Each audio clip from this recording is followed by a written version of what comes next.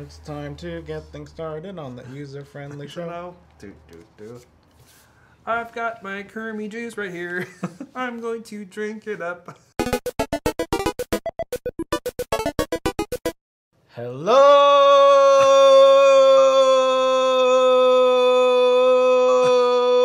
friends. Hello.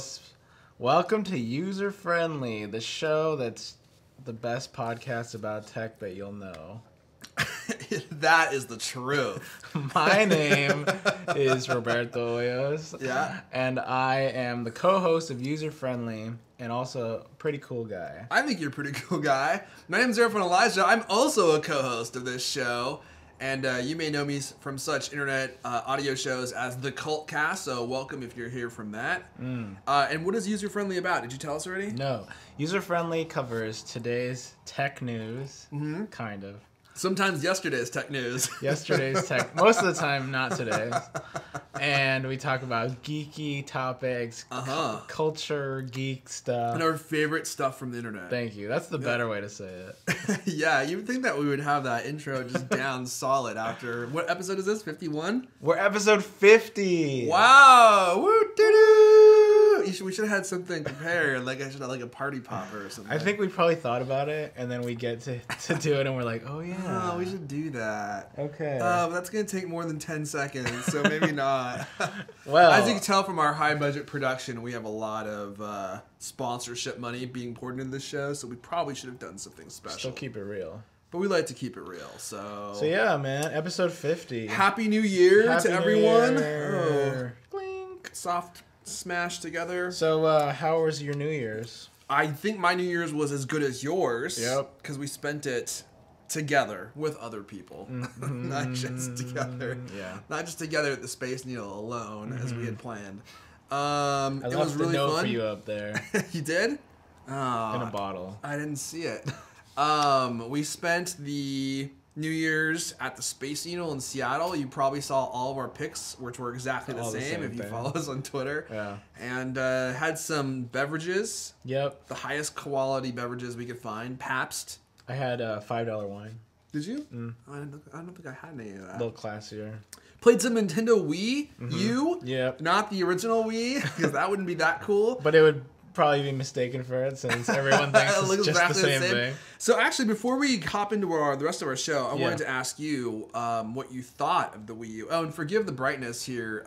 It's actually sunny in Seattle today. Who would have thought that would happen? Vampire. Yeah. So if I explode into a cloud of smoke, you know why. So for your first time playing Wii U, right? Yeah. How did you like it? It was okay. You didn't really fall in love with it? No. No, really? Wow. I was really, really underwhelmed. I was like, wow, Nintendo, this is your best offering here. It's just like, I could never, ever see myself playing that by myself. And that's the big problem with that it's game. like, it's 100%, it should just be called Wii Party. Like, it's all... Wii Party in your home, but not on the internet. That's what they should call it. It's like, I mean, everyone's already talked about how that controller's crazy huge. Yeah. You know, and it's like overly huge, and it feels sort of like cheap big, you know? It's like Fisher Price big. Yeah. But, I mean, even just the games, I was just like, wow, like, it's totally a recycle feeling of when you played Wii Sports or something like that, like where you're like, you'll bust it out. It's basically, so we played a game called Wii, what was it called? I don't know, the chasing one. Well, there's like, it's like Wii Sports, Luigi's like the Mansion one or something. they, well, that was a party game, so they're all on the same disc, if you will. And I'm sure like they're playing the party games because we're there, but like what other stuff are you going to play besides like Mario and... Well, that's kind of my big question. So for those of you who've never used the Wii U before, it's interesting because there's a giant remote that you use that has a screen on it. And usually the way the games work is the person with that remote will be either helping or trying to inhibit the people that he's playing with. So in the Mario game, you're like helping them move across the level. Yep. But in the games we were playing, it was like the person with that remote was trying to like capture like the other people. Like there's two games that I really love. One of them is called Luigi's Ghost Mansion? Ghost Mansion? Yeah. Haunted Mansion or something? Like that, yeah. And the person on the controller on the big one is a ghost. And no one else can see him, but he can see everyone else. Yeah. And as you move closer to people, their controllers start vibrating, and the whole point of the game is for them to either like melt you with their flashlights because they have these little flashlights they can turn on, or you have to capture all 4 of the players or however many players you're playing with. Yeah, super fun game, I think. And then there's another one. I didn't find it that fun. You didn't? Oh, I like man, kind of. It was kind of like interesting to watch you guys, but I was just like, I don't know. I was thinking in my mind, I was like, it'd be fun to play Mario Kart right now. You know that's only a matter of time before they release a new Mario Kart. You don't have to put my sunglasses on to even look at you. We're in like super like bright mode right now. I don't even think you can see your face. It's so bright right now. It looks like we're like filming this live from the desert. Live from the desert. It's user friendly. It's okay. Here, I'm building my own sunshade right now. Keep it going. People always watch us. People don't watch us. They audio hopefully you just listen to it. So, and then the other game is like this cool tag game where, again, you're on this controller and all your friends who have the regular Wiimotes, they're trying to chase you. And you're running around these huge levels just trying to tackle the person with the big Wiimote, and you can see them and you can see where they're coming from. So you're just trying to escape, and you have to really help each other figure out where the person is because the level's so large, you would never know where they are. Yeah. Unless you're like, he's on the green side of the level or he's on the blue side of the level. Yeah, yeah. And it was so much fun. Big thing about the Wii U, though, is that you can't play these games on the internet with anyone. That's so dumb. Which is just... That's like... mind-boggling to me. Yeah, man. Like deal breaker. Like crazy. If you could play that game on the Wii U or like on an Xbox Live type deal, I would totally buy a Wii U. But since you can't, I think I would. But if you can't, like... Because you would play with strangers. I would play those games with strangers, yeah. Because I had that much fun. Seriously? Yeah, I really love them. Yeah, like that Luigi's Ghost Mansion game is probably in my top 10. It's definitely in my top 10 favorite Nintendo games ever. Wow. Yeah, I love it. Do you remember Nintendo? Yeah. I mean, it's not as high as Final Fantasy 3. No, I'm serious. Like, your top Nintendo game ever. Yeah, I think it's I think it's one of the most innovative... Like, you grew up on Nintendo, and you think that's one of the best Nintendo games ever? Yeah, I do. I do, yeah. Flame him in the comments. It's so innovative, too. I mean, I'm playing another game right now, actually. It's called The Walking Dead, and it's actually been a huge hit. You probably have heard about it if you're into video games. They have it on iPad, they have it on the Xbox, and it's just such a good, innovative game. The way they use the controls, the way they tell a story, is so unlike anything that you can buy currently, and I feel like Luigi's Ghost Mansion, if that's what it's called, I'm not sure if it's Ghost or Haunted, or that tag game, they're a lot like that. They're so unlike anything that I've ever played, and so much fun. That it makes me think that you just don't like video games. It makes me think that you only play first-person shooters. Dude, how are those first-person shooters? No, I'm just saying, like, you're like, it's so unlike anything I've played. Let me look at your collection over here. Dude, I think you're about Call to be surprised. Call of Duty. Yeah. Lord of them things, too. Gears of War. Dude, Mortal Kombat, Borderlands. Mass Effect. Resident Evil. Halo 3. Forza Motorsport, Fable 3. He's just going through and finding all the ones that make his point true. They're more than any of the other ones you have. Yeah, shooters are generally my favorite type of game. Yeah, I do. Yeah. There's no denying that. I'm just kidding. Because I generally play Black Ops 2 the most. I'm just kidding. I don't know. It was like not as... It was just underwhelming for me. And I was like... It felt like something you could find on Wii or even GameCube or something, you know? Maybe. And yeah, I never actually ever even touched a GameCube, so maybe they had something similar. I never did either, but it just felt like it was just kind of like low graphics, you know, like low, just, I don't know. It just felt like kind of not as, it felt like it wasn't 2012, 2013 quality, you know, to me. So it was just like, okay. Well, in a big way, they're playing catch up because the original Wii didn't have HD graphics. That was actually one of my biggest problems with it. Yeah. And now... Super Nintendo has arguably been behind for a long time. Like, since, like, the 64. I think it was their last, like, actual, like, leading thing. Like, graphic system? Yeah. Yeah. I heard that the new Nintendo isn't even as powerful as the Xbox or, like, the PlayStation 3 are today. I don't know if that's true. Yeah, I mean, I don't know. This is a whole separate discussion. Anyway, yeah, so that was really fun. We spent most of the night doing that, and then we went to the Space Needle, partied hard like rock stars. Yep. Let's move into the rest of our topics, because you wanted to show me something, right? Yeah. Are you going to be able to film it and hold that? Probably not. And hold that pillow at the same time. We've got a pillow shade. You have a shade. Why don't you just put it down? I would, but it's going to turn us bright yellow. So, Simpsons. You want me to do that? I'll do it. It's better than that. All right, look at them things. That's like hurting one of my eyes. Both of them. Did you find it? Yeah, I got it. Oh my gosh. Vampire. Alrighty. Well, I woke up this morning, had a big old cup of coffee, and I saw this ad when I was watching some internet video stuff, and it made me laugh. And I thought it'd make you laugh a lot too. Probably not. I don't laugh at anything. So I decided to show you and you guys. That's a little better. Sorry it's a little dark in here now, but hey, it's better than before, right? It looks like Instagram filter. All right, cool. Okay, so I found this online, as we do. Yeah, that's what we do. This is a Verizon commercial, and I believe it's pretty new. Hey, that rhymed. That did rhyme, actually. Although I think you just said the same word twice.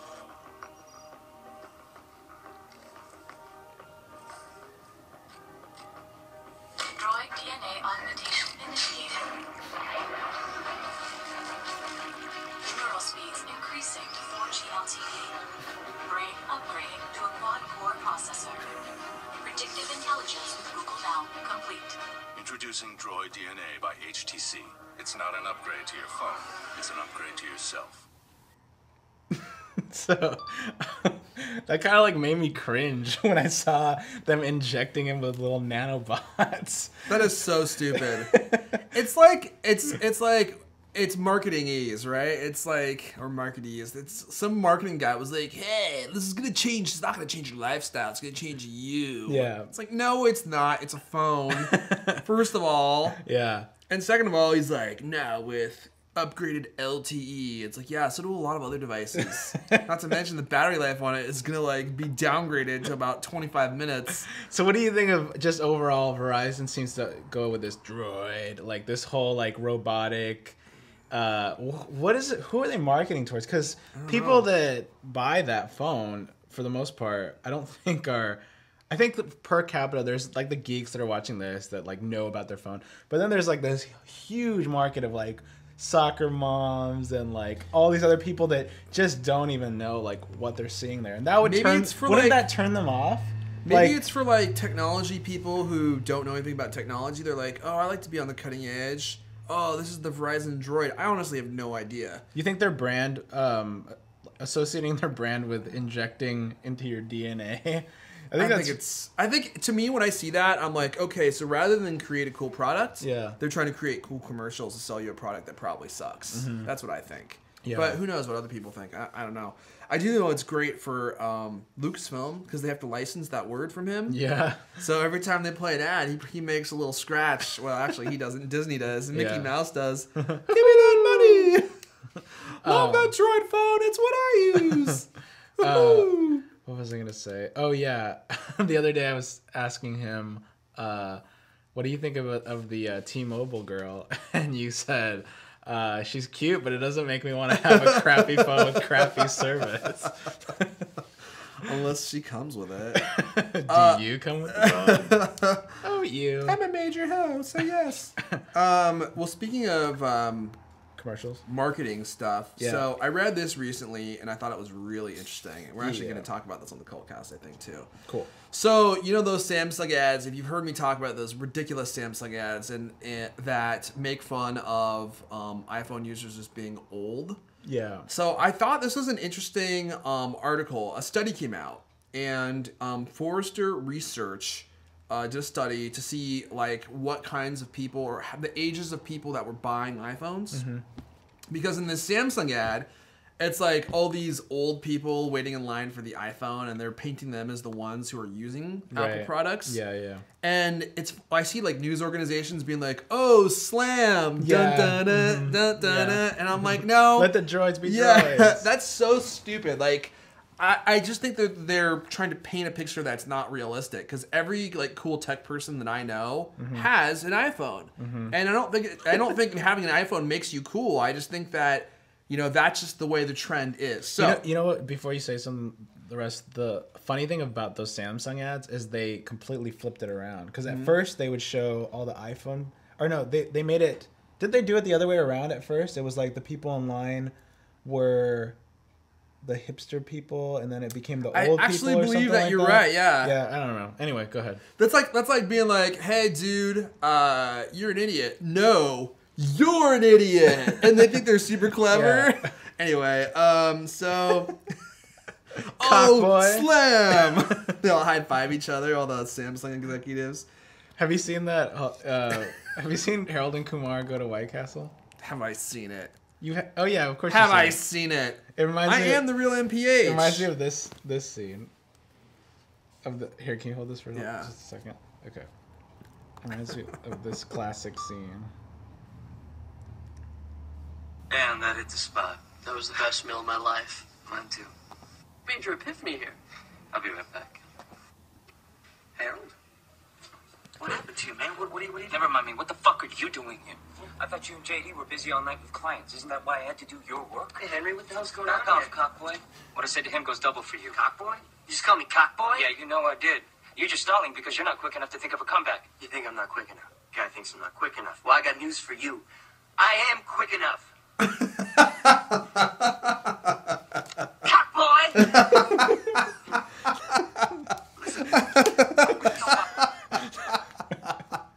I don't even remember that. So that's basically what they're doing. That's what Samsung basically is doing with their ads.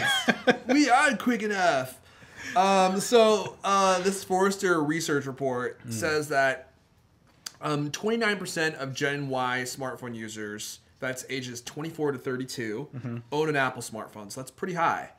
Following that is Generation Y. So I believe that's following Generation Y, is Generation Z, which is younger, with 24%, and then Generation X is 22%. So wait, we're X, right? No, we're Y. Y. I think we're on the cusp of Y. Yeah. Like right between. So, and then it says younger boomers.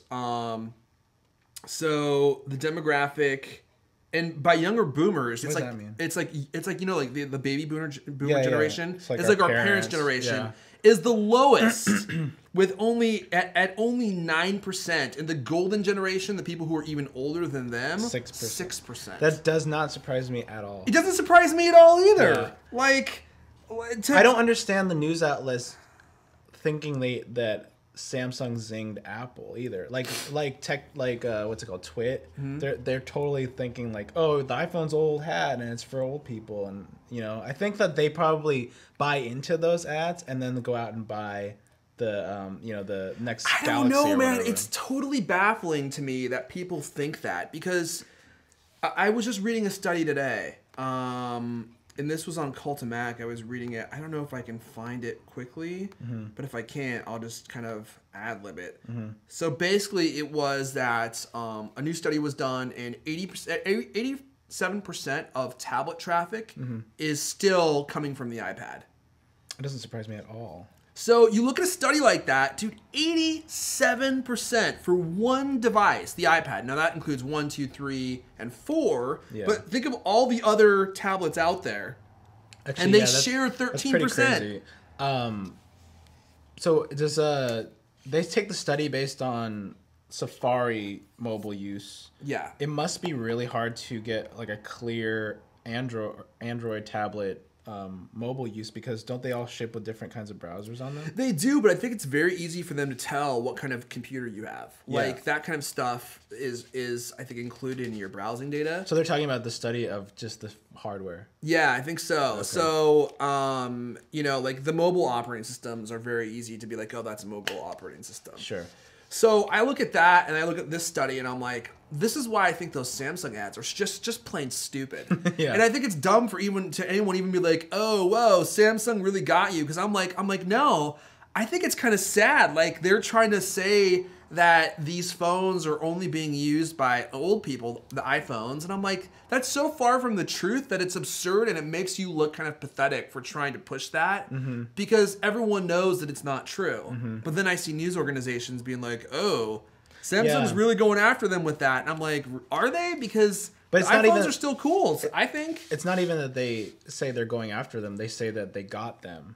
You know what I mean? Like, yeah. Yes. Like, that's a great point, like, right? I burned you. Oh, dude. Oh! Yeah. That's what they think they just did.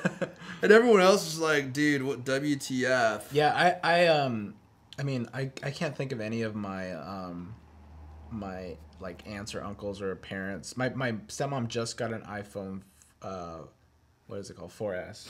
Mm-hmm. My stepmom just got that. But everybody else that I know that's in that generation, like our parents' generation, none of them have iPhones that I know in my family.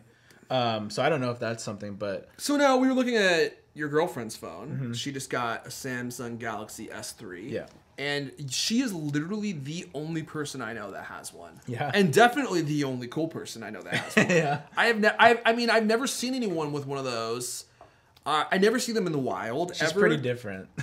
She is, and she actually said that her art school friends like were really into it too, and I would actually be curious why. So I played around with it. It's a nice phone. Yeah. The screen is really nice. You didn't seem to like it as much as I did. I'm weird. I'm habit forming of like what I want, what the size of it I want in my hand. Yeah. So I'm already used to the skinny size of this. But when this is the iPhone 5. When it came out, I didn't like the longness of it. So it was a little weird to me at first too. I could probably get used to any size of phone. I just didn't like it right Eventually away. It's gonna be like this long. Yeah. You're gonna be like, iPhone hello.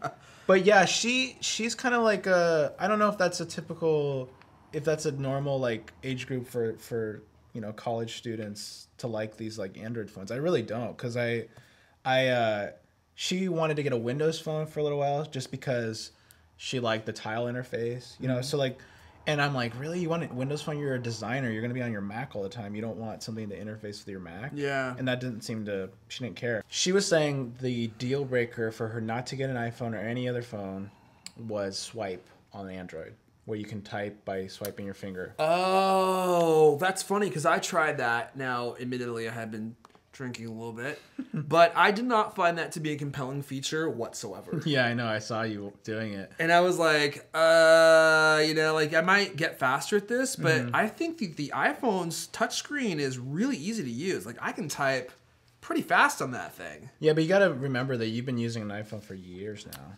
Yeah, that's true. Like, going to another phone would just frustrate the crap out of me personally. I'd be like, ugh, like, okay, there's so many different screens. They all have their kind of different things that you can put on them. Yeah. But I don't know. Yeah, I don't know. That's a whole like long discussion there too. So anyway, I just wanted to bring that up, and I thought that study was really interesting, and it's been something that it's something that intrigued me because those ads annoy me so badly. Yeah, they do. And I've even had some people tweet me, and they're like, "Oh, what do you think about those Samsung ads smoking Apple?" And I'm like, what? Like, that's a loaded question, because I don't think that they're smoking Apple. Like, I think they're dumb as can be. I think you're dumb. I'm blocking you. It's right like now. It would be like you saying, like, dude, have you tried the new like Samsung turkey? Yeah. It's better than the iPhone. And it's like, it's a turkey that you put up to your ear, and you're like, what does that have to do with anything? You're not even making sense right now. You're not making sense. Exactly. Let's move on. Okay. To something else that doesn't make any sense. Yeah. Wait, you talked about this, right? Yeah, okay. That's what I just talked about. Cool. So here is a intriguing article from the Cult of Android. There is a cult of Android. That's true. Yeah. Plug. Yeah.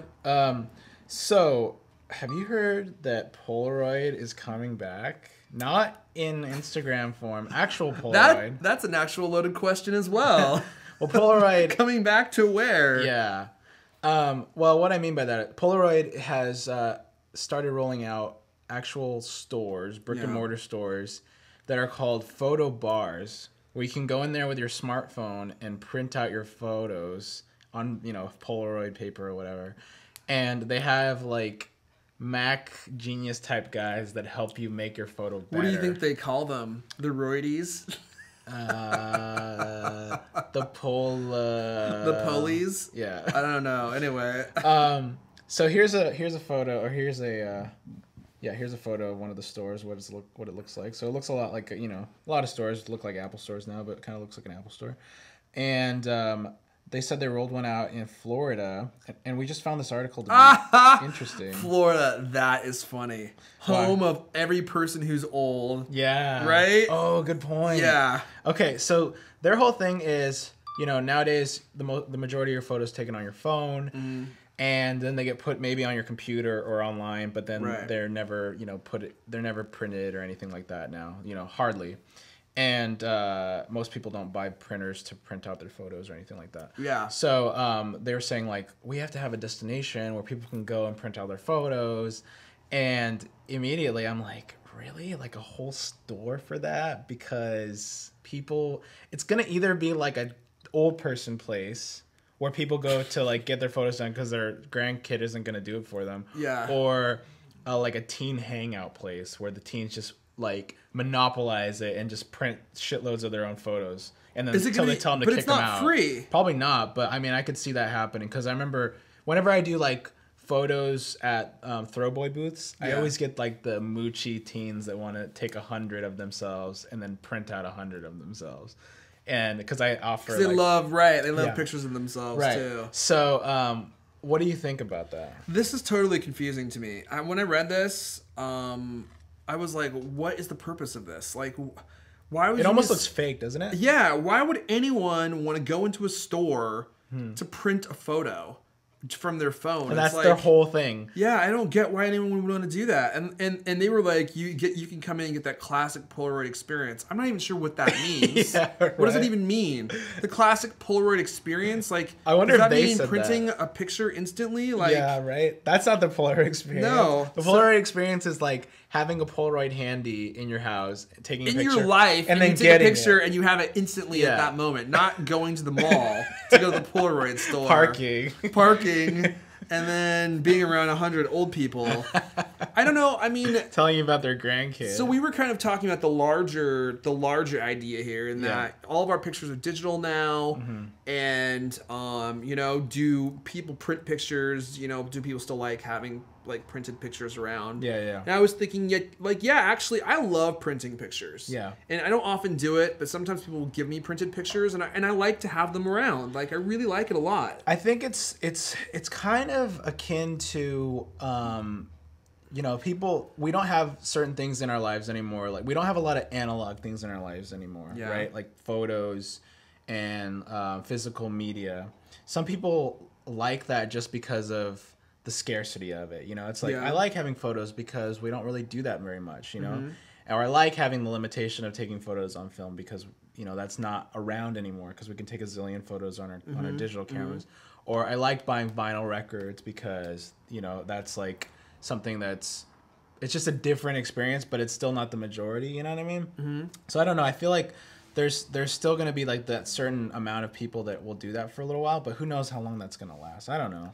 I mean, I do prints too, but I just don't feel like we're like that normal of people to do that. Maybe we're not. Because I feel like... and my parents don't even do that. They don't? No. But, you know, I think that people may not do it, but they love it when it's done for them. Oh, yeah. So... if you presented your mom and dad with a photo book? Yeah, they would... even if you gave me a nice photo of something that was cool, like, I would hang it, you know? Like, if it was something that was cool... you know, it's art. It's if it's cool in any way, it can be hangable art. There's so many other ways. It's either art or memories. Or memories, sure. And you know, because when it's on your phone, how often do you go through and look at your actual photo, you know, album? Especially if it lives in iPhoto, it's like that place is a graveyard for me. Me too. I like knowing that it's there and safe in case I want to, but I never actually do it.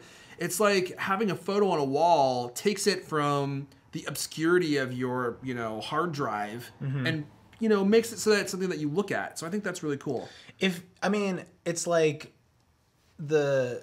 having the phone to be able to do, you know, as many photos as you want. That's the best thing, right? But because if you were to do film or to take photos on like an old camera, then the whole thing is like, crap, I really want them to go on Facebook now. You know what I mean? So it's like the other way around. You want to get them digital.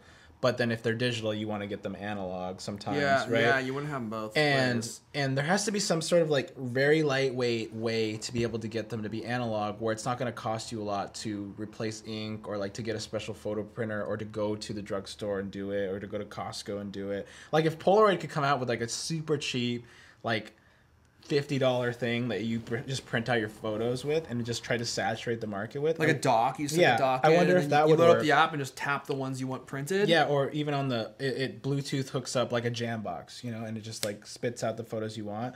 If there was something that was like cheap that could do that, maybe it could penetrate the market, but I don't know. I mean, I still think it's niche as hell, you know? It's super niche, yeah.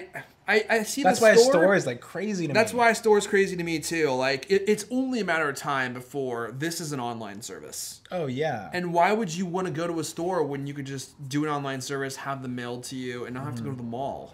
It's interesting that they're trying to still kind of do something because their brand has had a, like, if it went down, it's had a crazy resurgence with people that like physical media. You know, people know that brand. They instantly think of the Polaroid as that square photo, you know, even though it's not always been that. They do tons of other stuff now. They do like digital cameras and printers and all sorts of crap. They do, but I think they're struggling like crazy. Oh, they must be. I mean, they're looking for like a product that's going to make them popular. Absolutely. That's why I'm like, is there something they could do that wouldn't cost an arm and a leg that's stupid, like, you know, where you have to be a slave to buying all these, you know, expensive cartridges and all this kind of stuff, right? Yeah. And then is it even worth it? Because in the long run, people are going so digital that they don't have any kind of alliance to a Polaroid camera anymore. Like, you're not going to go out to Target and look for the Polaroid instant camera anymore. You're just going to look for the cheap instant camera. Yeah. You know? Or like the good instant camera, right? Right. So, and then if that, because you have your phone that does good photos, right? Yeah, that's actually one of the things I'm going to be writing about before we leave for CES. So they want me to write like a photography post. Yeah. And it's an interesting question. Like, this is kind of like hopping topics a little bit, but like with the phone being such a good camera, like, what other cameras do you even need anymore? Right. You know what I mean? Because everyone, even though the phone is not the best camera out there, it's so convenient. It's the one you have with you. And also, it's the easiest one that lets you share stuff, right? It's like, and now they're coming out, like Nikon released in August, they released an Android camera. So it's a camera that runs Android. So, and it takes probably, I've never used it. They pretty much tacked on an Android phone or Android operating system onto like a mid-level consumer camera. So it takes decent photos, but it's a really bad Android device. I was reading. And I'm like, why would anyone buy this? That's like the one we were talking about a few shows ago. Which one was that? The Galaxy camera.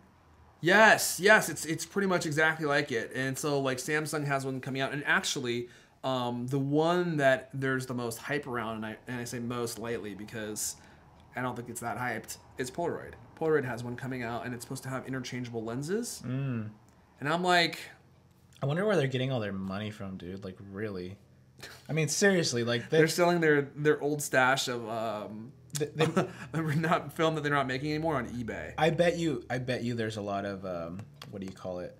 There's a lot of patents that they have or something. That's probably a ton, because like they pretty much created the instant photo market, right? Right. So don't they own like Hipstamatic or something? Do they? Actually, I don't know if that's true, but they have their own Polaroid app. They must be able to like copyright, you know, Instagram. Their logo is very close to one of their old cameras. I wonder if they have rights over that. I don't know. But anyway, this got me thinking, why go to a store when you can do it at home? Right. This is something that we overlooked quite a while ago because it's an old Kickstarter that got backed in October. Damn, yeah. But I thought it would be interesting. Oops. To take a picture of it. No, to and never show it to you again. Yeah, that's the end of the show. This is a Kickstarter that came out from the folks at the Impossible Project.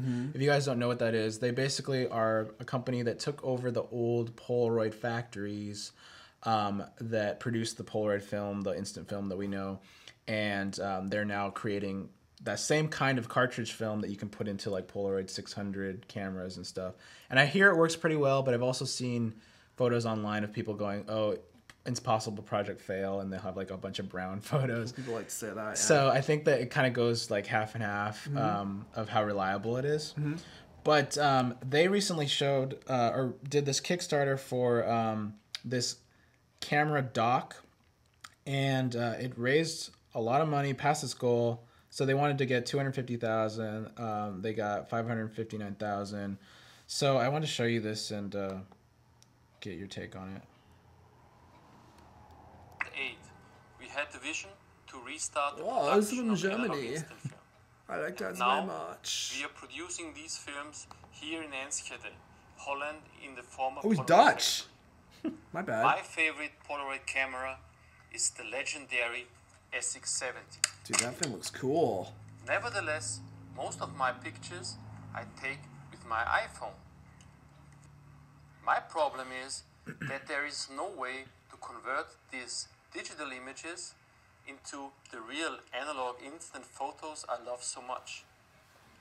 Together with a team of passionate people, we found a way to make it work. This part's weird with that mannequin there. It's a mannequin? Yeah. I proudly present you the first working prototype of our Super impossible weird. instant lab. And here is how it works. First, extend the power. Launch the Impossible app. Select an image. Start the timer and place the iPhone in the cradle. Open the shutter. Wait for the signal that the exposure is finished. Close the shutter. Push the button and enjoy how a digital image develops as a beautiful real photo in your hands. We are here in Braunschweig, Germany, another legendary place of photographic history. This video This used is to be the hilarious. place Look at that where the person standing there with their famous mic. Camera manufacturer Rollei had his factory. Now, this is the home of our genius partner DHW. Together with this team, we developed and built the prototype of the impossible. Alright, I think we're good, dude. Cool. I just wanted to show you that they're actually making it, and it's not like the other guys that That's like created totally, it's totally fake. Yeah, yeah. So, would you, how much is that going to cost when it comes out? I think you have to get like, okay, you had to have pledged $149 to get one. Okay. Yeah. So and the and how- retail is gonna be $300. So would you pay $300 for that? No, not unless I was Absolutely a rich guy. not a chance. Yeah. Not a snowball's chance. I would not pay more than $50 for that. God, $50? Yeah. Why would you think it would be like that affordable? Well, it looks like it's not built solidly. It's like a lot of plastic. Mm-hmm. And then I guess it has a photo printer on the bottom, so $100. Yeah. But I mean, how much is having a development kit like that worth to you? I mean, the film's going to cost you money, eh? Yeah, I know. So what would motivate you to want to have this thing that you use Once in a while to just print Instagram photos? And by the way, who knows how the actual photos are going to look like once you print them, because they're not going to look the same as they did on your iPhone, that's for sure. Yeah, yeah. I don't know. I think it's definitely like a boutique item. You know, It's what I mean? very boutique. And in that way, it fits that market perfectly because it's an expensive, super expensive item. It prints these niche photos that certain people like, but certain people think would look like crap. You know, like certain people hate Instagram because of the filters. What I personally wanted, I don't want to pay that much for that because I mean I have one of those Polaroid those new ones that they have where it comes out of the top and it's like the skinny little thing, and I even like I'll buy stuff I'll buy film on that or film for that on Amazon once in a while, but it's just a very once in a while type of thing. So it's more like kind of just like a little, I don't want to say novelty, but it's just kind of like I don't know. It's like a once in a while thing that you would use, and for paying that much, it's a lot. But I understand that it would be that much. That's why I'm not like, why don't they just lower the price? You know? Oh, I'm not saying that they should lower the price because who knows if they can make any money by lowering the price. Yeah. You know, like they may not be able to afford to do it. I think they should just keep the price really high because they probably would consistently sell them, you know? Yeah, maybe to people who just like want that really niche item. Yeah. Yeah. That's probably true, actually. But I don't know. It's totally like boutique, but good on them for actually, you know, having a. It's cool because like they took over these factories, which is pretty bold. But they're also making the film. So you don't have to worry about it being just some other company and then they have to now make their own film to go with that. It's like they started as a film company. Yes, this is like a natural extension of what they're doing. So I like that part of it, but I don't know. I mean, how do you get your prints? You go to Costco, right? Yeah, but I guess for me, I'm like, they're like, oh, well, you know, if this is between, you know, having prints and not having prints, I probably would just rather not have prints. Yeah. Yeah. I'm not going to pay $300 for a printer so I can make Instagram prints every once in a while. Yeah. Well, I'm not so motivated to do that. I think it's kind of almost the same thing as buying, you know, maybe $100 to $200 photo quality printer, like from Canon or something, that you once in a while will use for photos, you know? Like my stepmom just bought a nice color printer, and I was like, why'd you buy a color printer? Why didn't you just buy a laser printer? Like, do you really print photos? It's like, well, yeah, it'd be fun, you know, once in a while to print photos. And I'm like, but do you really print photos at home? Like, I've never seen you do that. It's just one of those things where you're like, if I had it, I'd probably use it once in a while, you know? Yeah. If one of those things was sitting on your coffee table, maybe you'd use it once in a while at a party. I would be more inclined to use one that was digital. I mean, the novelty of this is that you shine the light onto the film and then the film prints. But I would much rather use something that was Bluetooth and just be like, flick the photo over to it and then it just develops a picture. Yeah, like the one that I had where it's a printer. It's a digital printer. Yeah. I would be more inclined to use something like that.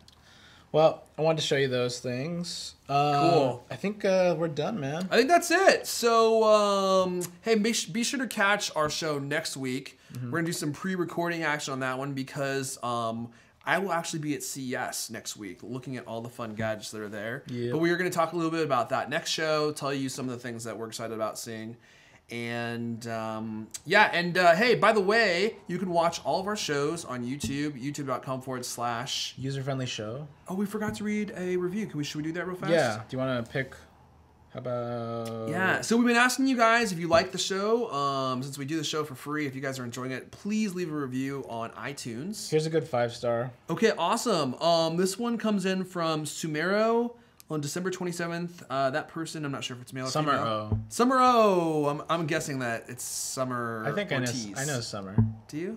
I was playing a Words with Friends. No, it was a letterpress game. I think the girl's name was Summer Ortiz. I wonder if it's her. Hey, if it is you. Hey, girl. So she says, I always look forward to this weekly podcast. Best one out there right now. Love these dudes. You're lovable. Super entertaining. So thank you, Sumero, for leaving that for us. And please leave us a review if you like our show. Thanks, guys. And also, you can subscribe to our show in iTunes. You probably already knew that if you're watching. But that way, the episodes just get delivered right to you as soon as we publish them. Mm-hmm. And hey, did I miss anything? Well, you can find us on Twitter. My Twitter is just at Robertohoyos, ROBERTOHOYOS. And I'm at Erfon. You are not going to want to miss my tweets during CES. Arguably my most entertaining tweets of the year. I just find people sleeping and I take pictures of them. Unsubscribe from him because he's going to tweet all day. Yeah, actually, I don't know if I will be. I'm going to be so freaking busy. But and actually, I probably won't even have any type of cell reception anyway. So maybe 1 or 2 tweets. And if you see him there, make sure to take a picture and do I want you to do like another arm around like this, like I was there. Okay, that'd be great. Well, I promised people that we could take pictures holding hands. Well, I know, but this is for user-friendly. Oh, for user-friendly. Okay, if you're a user-friendly fan, we'll do that. Yeah. We'll both just have our arm around the invisible Roberto. Yeah. That'd be so great. We should definitely do that. All right. Okay, guys. Well, thanks for watching. And we will catch you all next time.